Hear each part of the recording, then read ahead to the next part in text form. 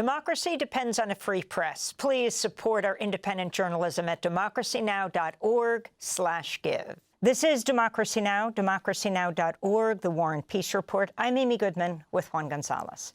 As Gaza faces more than 3 months of a near-total Israeli blockade, activists are heading there now on a ship to deliver humanitarian aid. The boat is called the Madleen, named after Gaza's first fisherwoman who ran her father's fishing business after he was injured in a 2009 Israeli attack. The Freedom Flotilla Coalition initially planned to sail from Malta last month, but their ship was damaged after it was bombed by drones in international waters. At Sunday's launch of the Madleen from the Italian port of Catania, actor Liam Cunningham, known for his role in the series Game of Thrones, spoke out in support of the effort. My name is Liam. I'm from Ireland. The reason I'm here, as far as I'm concerned, the heart and soul of humanity is in Gaza. For me, this attack, this genocide, is not just on Palestinians, it is on the whole human race. These wonderful, brave people who are setting off on this boat are heroes. And also the people of Gaza, for the last 600 days, are heroes. They are, in my mind, they will always be heroes. A group of 12 activists are carrying the aid for Gaza, including the Swedish activist Greta Thunberg, who will join us from the Madleen ship in a minute. She spoke Sunday at the launch. A month after our latest attempt to go on with this mission, the boat was bombed twice. All evidence suggests Israel. And we are doing this because we have to keep our promise to the Palestinians to do everything in our power to protest against the genocide and to try to open up a humanitarian corridor. Since setting sail, passengers on the flotilla have faced many threats, including from U.S. Senator Lindsey Graham, who wrote on X, quote, "Hope Greta and her friends can swim," unquote. The Gaza Freedom Flotilla has also been shadowed by at least one military helicopter and have reported drones circulating the ship. This is Thiago Avila. Hello, everyone. This is a new alert. We can clearly see a drone right now to our left. It's gaining on us a little bit. Please share this alert. Second alert of the night. The third day of our journey to Gaza to break the siege and create a people's humanitarian corridor on board the Madleen. Please share our location. We'll be sending the exact coordinates. In 2010, Israel conducted a deadly raid on another Gaza-bound aid ship, the Mavi Marmara. Israeli commandos stormed the boat in international waters, killing 9 people. A 10th died after 4 years in a coma. For more, we're joined from the international waters by Greta Thunberg, the internationally renowned Swedish climate activist known for inspiring the global youth climate strike.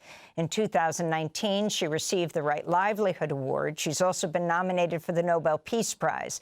Greta is speaking to us aboard the Gaza Freedom Flotilla's vessel Madleen, which is on this voyage from Sicily to Gaza, again carrying life-saving aid in an attempt to break Israel's siege of the Gaza Strip. Greta, it's really something to see you on that ship right now.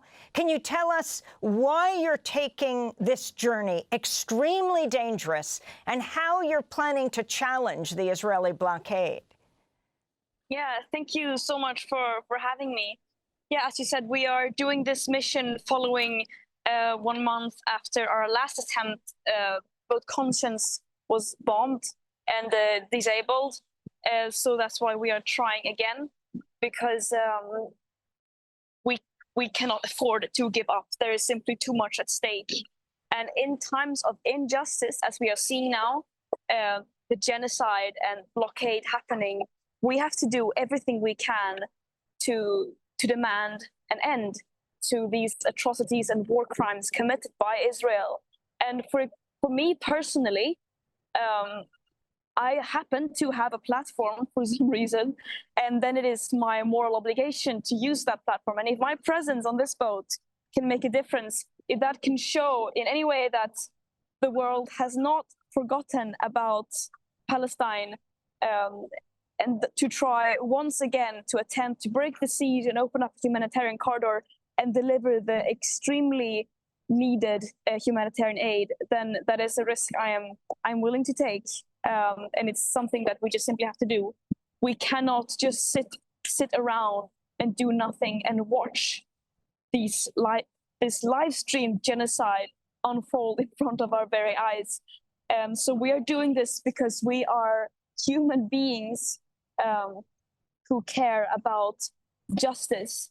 And when our complicit governments fail to step up, it falls on us, unfortunately, to do so. And Greta, could you talk about how you see the issue of Palestinian freedom connecting to or intersecting with the issue that you're best known for, which is climate change activism? Yeah. For me, there's no way of distinguishing the two. We cannot have climate justice without social justice. The reason why I am a climate activist is not because I want to protect trees. I'm a climate activist because I care about human and planetary well-being, and those are extremely interlinked. For example, when we see the genocide in Gaza, of course, there are some very obvious links that ecocide, environmental destruction, is a very common method used in war and to oppress people. But also, it should be much simpler than that. No matter what the cause of the suffering is, whether that is CO2, whether that is bombs, whether that is state repression or other forms of violence, we have to stand up against that source of suffering. And if we pretend to care about the environment, if we pretend to care about the climate and our children's future without seeing and acknowledging and fighting against the suffering of all marginalized people today, then that is an extremely racist approach to justice that excludes the majority of the world's population. And how? What is the mood aboard the ship? You have participants from Brazil, France, Germany, Spain, and you yourself are Swedish. What's the mood there? The mood on board the ship is, I would say, that our spirits are very high and we are very determined to continue. So far, we have won over one of the major predicted obstacles, which is to be stuck in port due to the bureaucratic warfare that has been very strong, especially in the past. And the fact that we have gotten over that and that we are out sailing now and that we have gotten quite a far bit is already a victory in itself. And of course, this mission includes many risks, and we have done many risk assessments. But of course, we deem the risk of silence and the risk of inaction to be so much more deadly than this mission, of course. And we are 12 peaceful volunteers who are not carrying weapons. We are carrying food, medical supplies, and sanitary products and other very needed humanitarian aid into Gaza following the blockade. And we will meet whatever is thrown at us with non-violence in any scenario. So we are trying to prepare and to maximize our safety and the success of this mission as much as we can. Greta, as you attempt to bring in baby formula, medical kits, flour, prosthetics for kids with amputations, the Israeli military has threatened to block the Freedom Flotilla. The Israeli army says it's prepared to raid your ship. We know what happened to the Mavi Marmara with the Israeli raid and the killing of 9 activists on board. Ultimately, a 10th died. So are you seeing drones? How are you prepared to deal? Yeah, we are seeing drones. Last night, there were 2 different moments where there were drones circulating above us. And we are we have safety procedures that we will use, and we have different scenarios that we are prepared for to try to maximize our safety in a non-violent way. So we are trying to do our very best, and it shows quite a bit that peaceful volunteers who are carrying humanitarian aid and necessary for survival is being threatened to be raided, intercepted, or attacked. I think that says quite a lot about the priorities and approaches of Israel right now. But we must also remember that this mission is not about us. It is not about the voyage or the people on board. This mission is about Palestine. It is about the genocide, the occupation, ethnic cleansing, and the other methods of war and oppression that are being used by Israel against the Palestinians. And we do not only need humanitarian aid to be let into Gaza, we do not only need a ceasefire, we need an end to the occupation. Do you plan to break the military blockade around Gaza? Sorry, what did you say? How do you plan to break the military blockade around Gaza?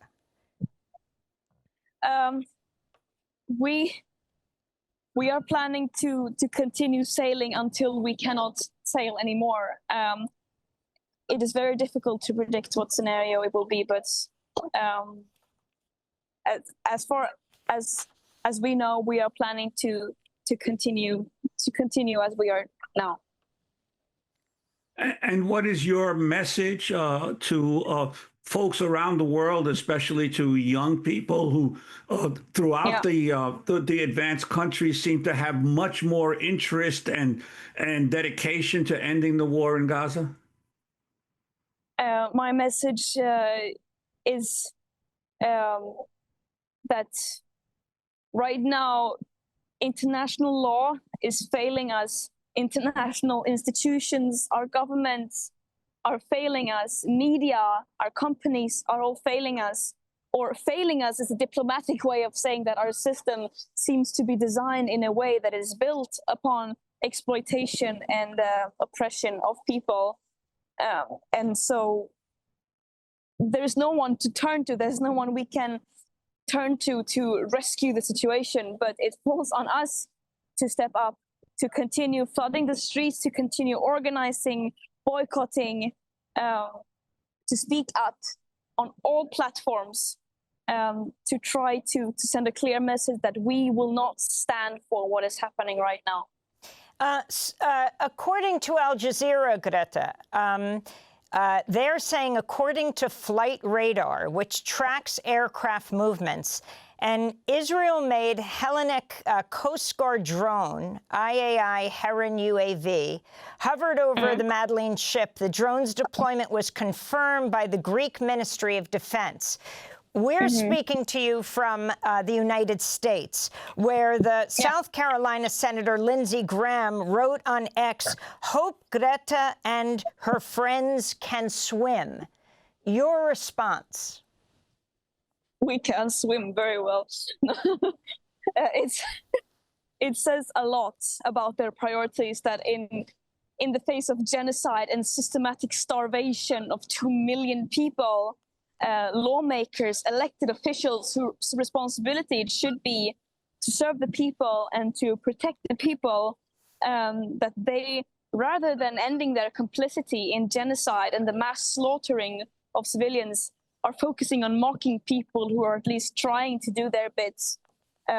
I think that says everything we need to know about their priorities. And finally, your message to Palestinians who perhaps have read about or heard about your voyage or waiting your arrival. What is your message to them? My message to them would be that we stand behind you in every step of the way. We are standing in solidarity with you. We see you. And I am also my deepest apologies on behalf of the outside world, especially the Western world, that we continue to betray you and that more people are not stepping up. But I promise that at least we here will try our very best to stand up for you as well.